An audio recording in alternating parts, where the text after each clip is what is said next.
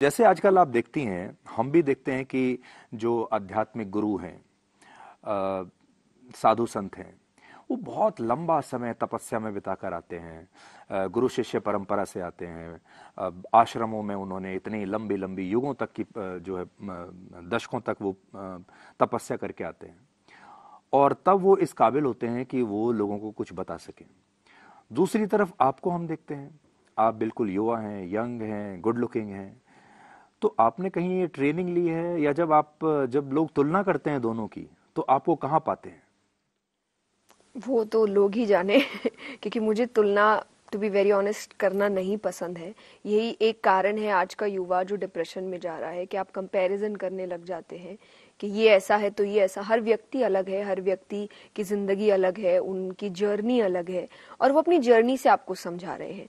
तो मैंने शुरुआती दौर से कहा है कि मैं साधु संत नहीं हूँ। तो अगर आप मेरी तुलना उनसे करते हैं तो आप पहले ही काम गलत करें, क्योंकि मैंने कह दिया मैं वो हूं ही नहीं।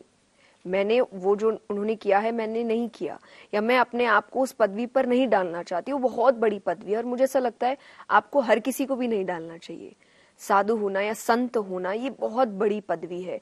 जब तक आप एक बैलेंस्ड माइंड के साथ नहीं आते हैं, जिसमें कहा जाता है कि आपको अपने सुख दुख से कोई लेना देना नहीं होता है। अगर आप सुखी होते हैं तो जग कल्याण के लिए, दुखी होते हैं तो जग कल्याण के लिए, ये माइंडसेट लाना बहुत बड़ी बात है। जब ये होता है तभी व्यक्ति संत कहलाता है। तो मैं नहीं मानती कि मेरे अंदर ये चीज है, तो मुझे आप वो मत बुलाइए और ना वो मानिए। जैसा मैंने कहा, मैं आपके घर का जैसा बच्चा है वैसी हूँ, बट मैंने अपनी जर्नी 6 साल की उम्र से शुरू करी है। मैं 6 साल की थी जब से। तो आप तब तक बहुत कुछ पढ़ रहे हैं, आप आसपास ऑब्जर्व कर रहे हैं। मैंने काम भी तब से शुरू कर दिया था। तो आज मुझे अच्छे खासा समय हो गया है, 21-22 साल हो गए हैं काम करते हुए। और अगर आप काम कर रहे हैं, आप नए लोगों से मिल रहे हैं, आप इतनी जगह जा रहे हैं, इतने अलग अलग व्यू पॉइंट्स आपको मिल रहे हैं, तो आप सीखते हैं। और अगर आप कुछ सीख रहे हैं वो लोगों तक जाना चाहिए। आपका जो बचपन था, आपने स्कूलिंग बिल्कुल नॉर्मल बच्चों के जैसी ही की है, आपने फिर कॉलेज में बीकॉम किया है।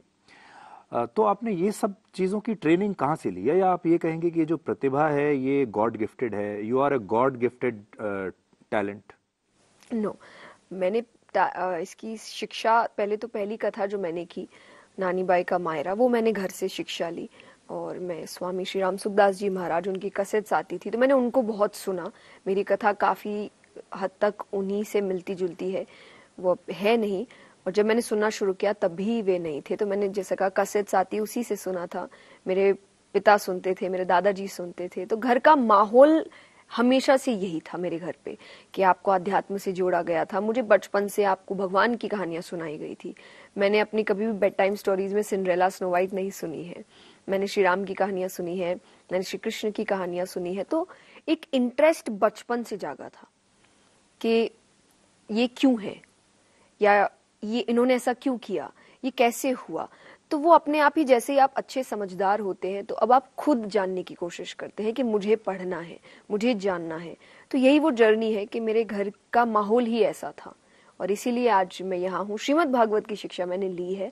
पंडित श्री विनोद जी सहल, उन्होंने मुझे श्रीमद् भागवत सिखाया, उनसे मैंने दीक्षा ली। और बाकी संगीत मैंने 3 साल सीखा था। अच्छा। बचपन में, तो वो भी बचपन में ही मैंने सीखा था। तो मैंने शिक्षा ली है, सब चीज के लिए ली है, बट मैं ये नहीं कहूंगी फिर भी कि इतनी हद तक ली है कि मैं ये कहूँ कि मैं बहुत ज्ञानी हूँ। नहीं हूँ, मैं एक स्टूडेंट हूँ। मैं पढ़ रही हूँ, मैं सीख रही हूँ, और शायद मैं 60-70 साल तक यही कहूंगी कि मैं एक स्टूडेंट हूँ और मैं अभी भी सीख रही हूँ। आपने कहा कि आप गाती भी हैं, तो आप सिर्फ भजन ही गाती रहेंगी, या कभी आपको कुछ और गाने का मौका मिलेगा तो आप उसके लिए भी तैयार हैं? अभी तक तो देखिए मैंने ऐसा कुछ सोचा नहीं है। मेरा इंटरेस्ट भजनों में ही है, डिवोशनल सॉन्ग्स में ही है। मैं हमेशा कहती हूँ भविष्य का बोलना नहीं चाहिए, भगवान ने क्या लिख के भेजा है पता नहीं। पर अभी आप मुझसे सवाल करें तो नहीं, सिर्फ भजन ही।